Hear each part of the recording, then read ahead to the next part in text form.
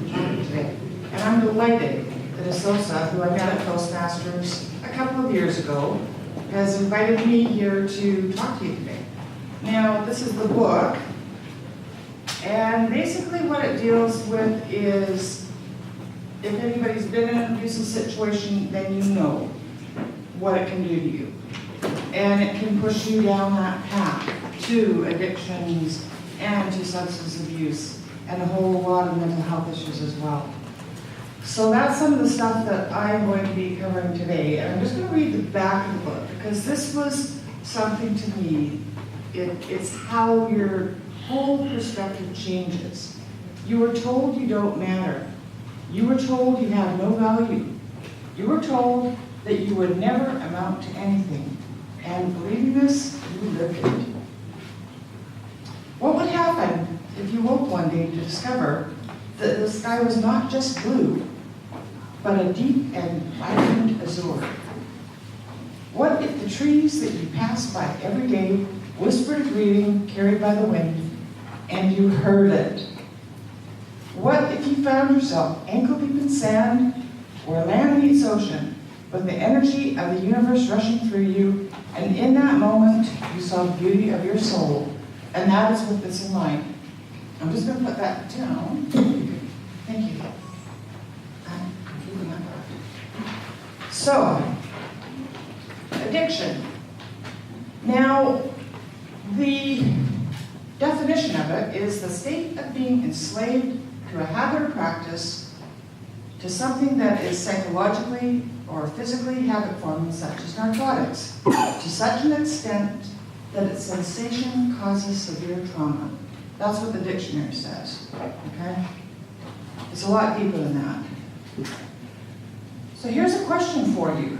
Do mental health disorders lead to addiction through self-medication, self-medicating behaviors, or do addictions lead to mental health disorders through increased anxiety and depressive behaviors? What we do know is addiction and mental health issues have a direct correlation to each other. And treatment must focus on all these aspects. As the complexity of addictions such as drug and alcohol dependencies and mental health issues such as depression, anxiety, and various other psychoses are indeed intertwined. We now have solid proof that mental health issues are passed through DNA. My daughter didn't have a hope in hell. Parents, my side of the family has had mental health issues all their life, along with addictions. And on her dad's side, her grandparents were Holocaust survivors. So she has mental health issues that she has to deal with, regardless. And it's really tough when you sort of see that somebody that you love has sort of picked up something that you really didn't want to give to them, but guess what? That's the luck of the draw. Now, what are some of the signs of addiction? I mean, we have risky behaviors, rapid mood changes, isolation. There can be anger that's displayed. And some of those triggers are definitely trauma and abuse.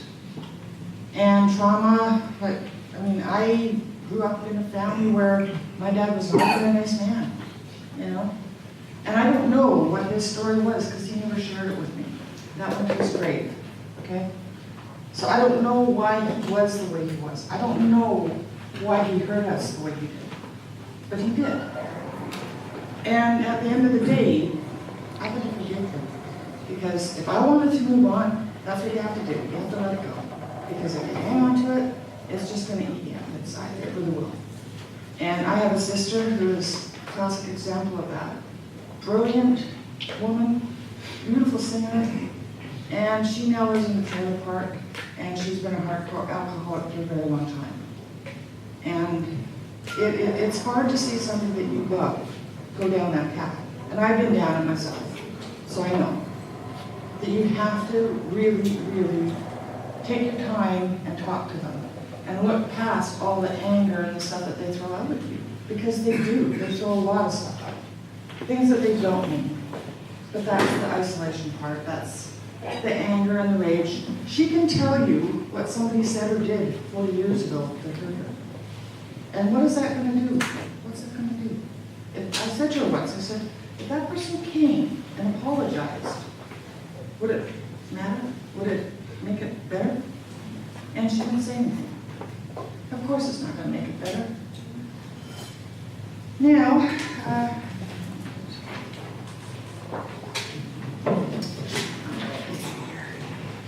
and just for the record too, drug and alcohol are not the only addictions. We touched on it a little earlier. There's eating disorders such as bulimia and anorexia. There's gambling. There's self-harm such as cutting.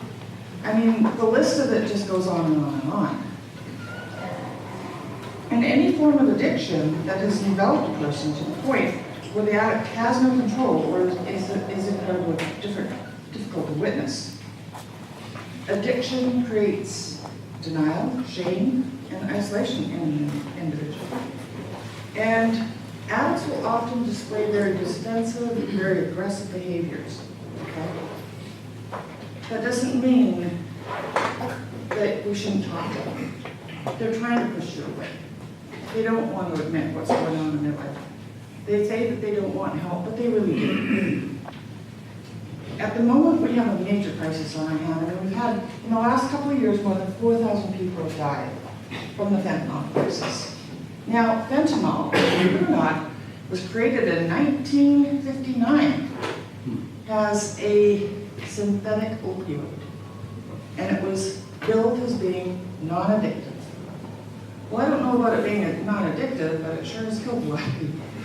You know? So we have to hold somebody accountable, and that's part of the thing that I'm here about today too, is that we need to collectively get together and change this, okay? We need to lobby our government so that medical services plan will actually cover mental health issues. Because right now what it covers is a psychiatrist.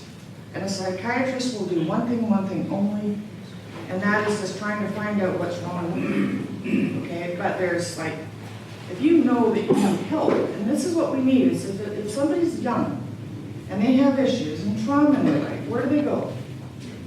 Where do they go? Come on, where do you go? And what does the doctor do? They give you drugs, yeah. And then if you want to go to a counselor and try to deal with this behavior, what do? Where do you go? It costs $100 an hour starting to go see a psychologist or a counselor, okay? You show me how many people actually have that kind of disposable income. Not too many.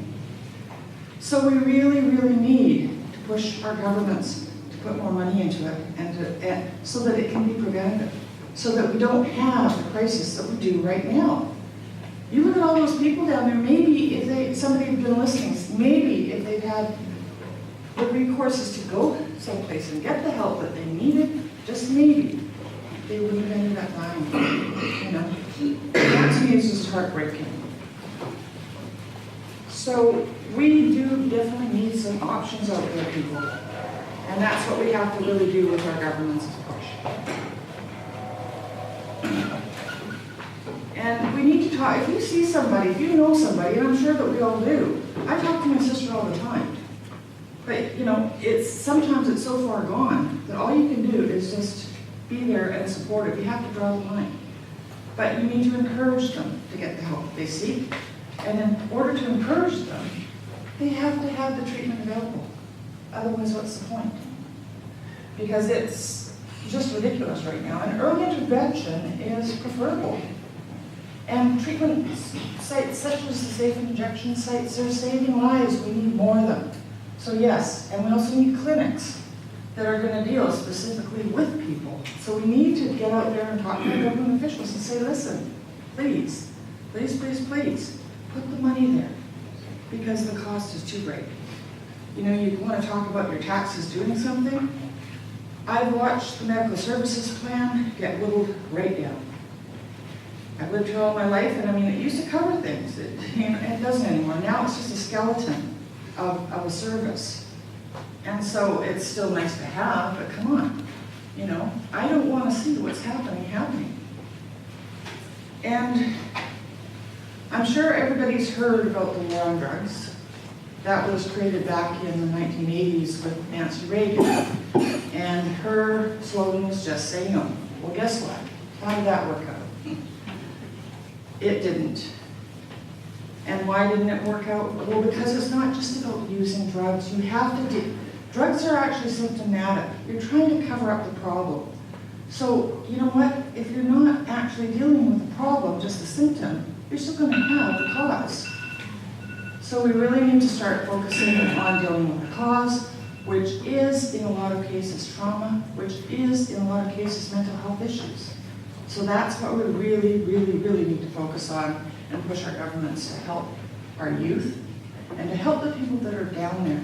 Because guess what? Those people really, really do deserve to be alive. And if we get to the point where we don't care, what does that say about us? These lives matter, they do. They are a reflection of who we are, okay? They are. They're someone's daughters, they're their sons, they're their brothers and sisters, their mothers and fathers. You know, and they matter, they do. And for me personally, back in 2012, I had the pleasure of running with Rick Hansen to celebrate his 25th anniversary, and we had to write in about what our disability was. Well, I was able-bodied at the time, I still am, kind of, sort of. But basically, Rick wanted us to know what our disability was, and mine was depression. I've suffered it all my life. And there's times when it's really, really hard just to get out of bed in the morning, but I do, because it matters. And he challenged everybody that day to be a difference maker. So that's what I'm going to challenge everybody here today, is to make a difference. Go out there. It starts with us. I know it seems like a really huge, huge, huge problem, but it starts with you. It starts just by listening, okay? And it's just a little thing. Just if somebody wants to talk to you about something, just listen, even if you don't know them. You know, and it can be that simple. It can change somebody's life. You know, that little smile or whatever. So I encourage you all to please lobby your governments. Let's get the funding in place so that we can help correct this problem before it even starts. Thank you.